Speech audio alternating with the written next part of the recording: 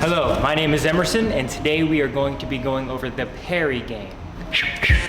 A parry is a defensive movement where you're simply redirecting an attack that is coming straight toward you. Instead of slipping, shielding, blocking, I'm simply pushing it off to the side, letting it just pass my face. I'm gonna go over 3 different ways to parry and counter. The first one is right after the parry with the opposite hand throwing a strike.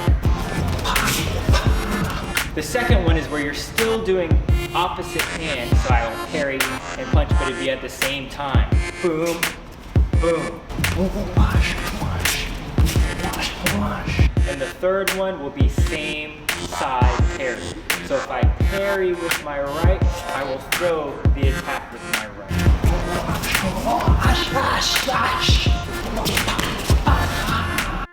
All right, first one, parry with a counter and 1-2 timing. I get into my state of no mind where I'm not thinking about anything else except for just this drill and trying to get the right side parry. I think of it as almost playing a game of tag. As soon as my partner throws that, I immediately jump back in, touch him, and then get right back out. My training partner wants me to be successful in this and get it right all the time, so he shows me all of the movements. The goal here is muscle memory. It's not to try to compete with each other. I'm simply watching and waiting, keeping my hands really high so that that parry is there right when I need it and right when I see that coming. All right, number 2, the Periplus counter. This is simultaneously done. The plus means simultaneous. If you ever see an arrow, that means and then. So it would be that move and then the next move. Right here, I'm really only focusing on that punch. If I trained the first drill right, my parry will be there, and I don't have to think about that. It's muscle memory at this point. Normally you would go to the outside of the punch, but this time I accidentally went to the inside and had to use the cross-face block to protect myself. Now I don't think the cross-face block is the best shield in the world, but it will protect you a little bit.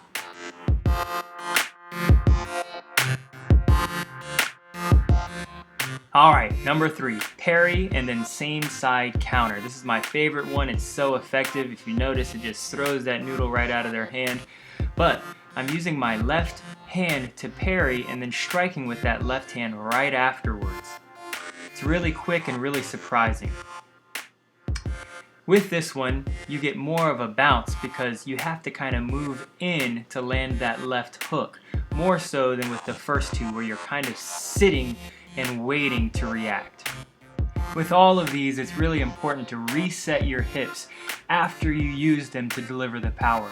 If you notice, I throw the right and my hip returns to that first position so that I'm ready to go again right after. Alright, this final clip is a mix of all 3. So after training them in isolation, you can now put them all together and really get them into your muscle memory.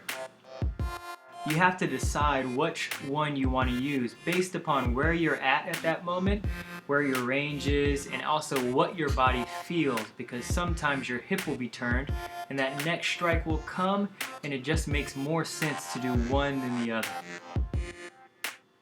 I'm staying loose, staying relaxed. Oop, got me there. But my training partner is still making it so that I'm successful most of the time. It's really important if you want to build muscle memory and get this into your sparring. It must be muscle memory. If you have to think about it in sparring, it won't be there.